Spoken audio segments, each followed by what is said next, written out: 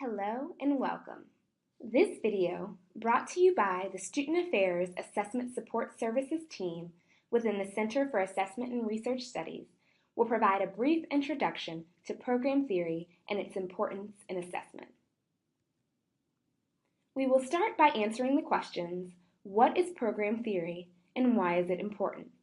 Then we will talk about the process of developing one. As part of this conversation, I will briefly introduce logic models and discuss their utility. And finally, we will conclude by integrating program theory into the assessment cycle. Let's begin by defining what a program theory is. At its most basic level, a program theory explains how and why a program is expected to work. An example will help to make this a little more clear. Imagine a program was created based on the folk wisdom that an apple a day keeps the doctor away. This program is called the An Apple a Day Initiative, and as a part of this program, 7 apples a week are delivered to each participant.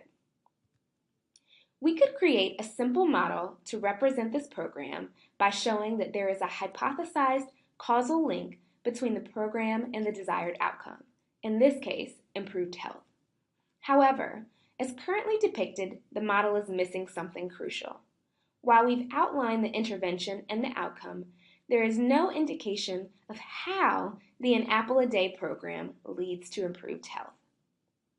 To address this question of how the program works, we need a program theory. For this example, one plausible theory might be that delivering apples increases the availability of fresh fruit, which leads to more apples being eaten, thus increasing the amount of vitamin C in one's diet and improving health by reducing incidence of scurvy. It's important to note that this theory not only provides a justification for why eating apples improves health, but also why delivering the apples is a necessary component of the program.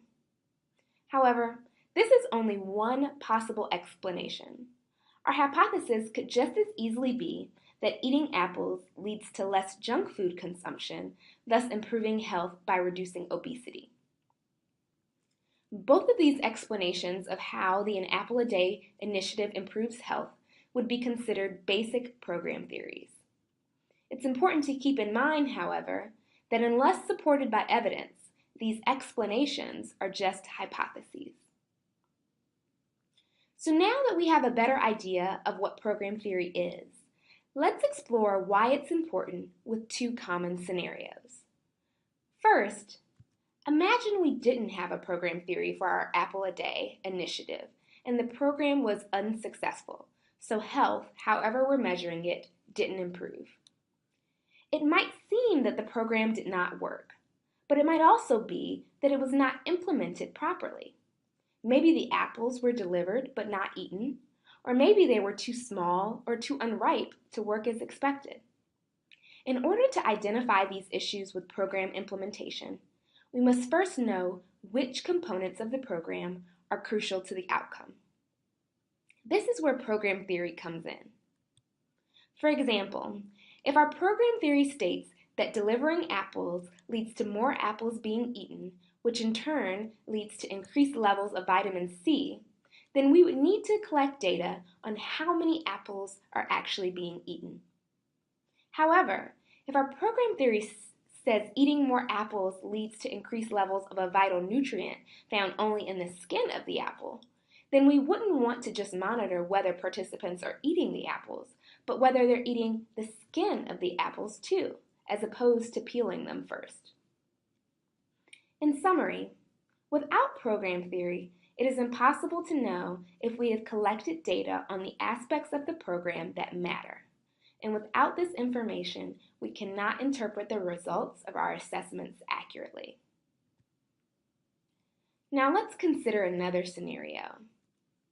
What if we found that after implementing the program, health improved? Even if we knew for a fact that our program was the cause of the improvement, we would still probably have some follow-up questions like, does it work for everyone? Does it have to be a particular variety of apple? What if apples aren't available? Can we substitute another fruit? An evaluation of the An Apple a Day initiative without program theory would reveal only that health was improved, with no guidance on how to translate the findings to other situations. Without this guidance, it's likely the program would be replicated in ways that are inefficient or even completely ineffective. For example, if our program theory states that apples have vitamin C and vitamin C leads to improved health, and we confirm through research that this is true, in places where apples are expensive or hard to find, we could substitute other fruits high in vitamin C. And thus, the An Orange a Day initiative is born. Without program theory, however, we might waste time and resources transporting apples from across the country instead of eating the oranges in our own backyard. In summary, by identifying the mechanisms by which a program is hypothesized to work via program theory, we can make adaptations to the program without altering its effectiveness. Now that we've discussed why program theories are important, let's talk about how to develop one. When developing a program theory, it is important to make sure that your theory is based on solid evidence about what makes programs successful and how people really change. To avoid a shaky theory that leads to disappointing results, go deeper than common assumptions about how certain activities lead to outcomes. Instead, consider the available theories and research that support these connections.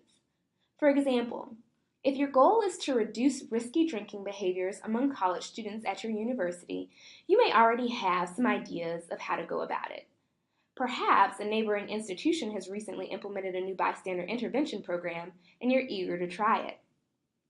Before adopting this program, however, you will first want to research things like causes of risky drinking behaviors in college students, theories of attitudinal and behavioral change, theories of college student development, and the success of bystander intervention programs at other institutions. To assist with this research, it may be helpful to break down a planned intervention into its component parts. Here, we've identified 4 specific features that make up the bystander intervention program. Once that's been done, try to answer the following questions for each feature of the program or intervention. First, if students participate in this activity, then what realistically should be the outcome? Then, why do you believe the activity will lead to this outcome? In other words, what are your assumptions about how this kind of change occurs? Are you drawing from an established theory?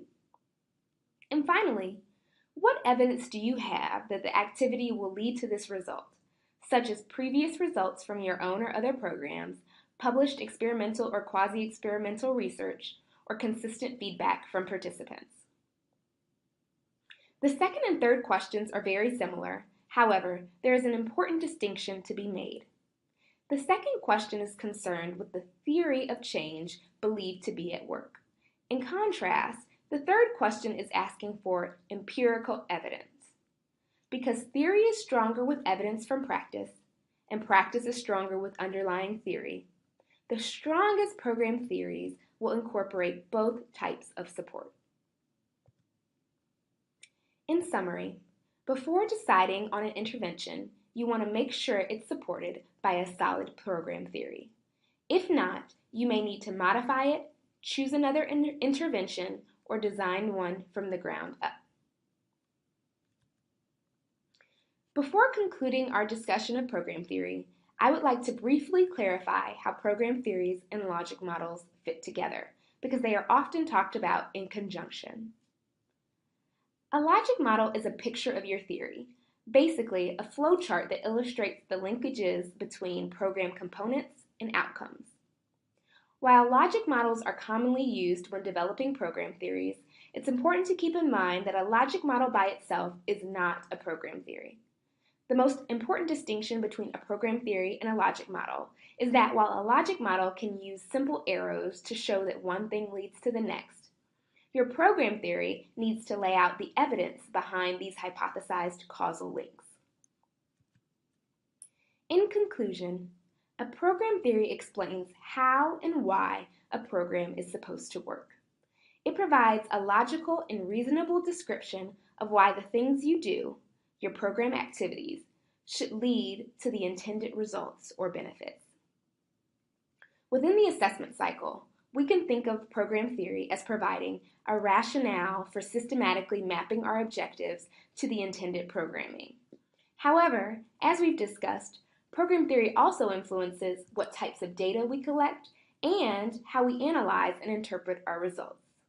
As such, program theory is an extremely important, though often overlooked component of the assessment cycle. However, by taking the time to go through this process, you are guaranteed to create more intentional, evidence-based programs.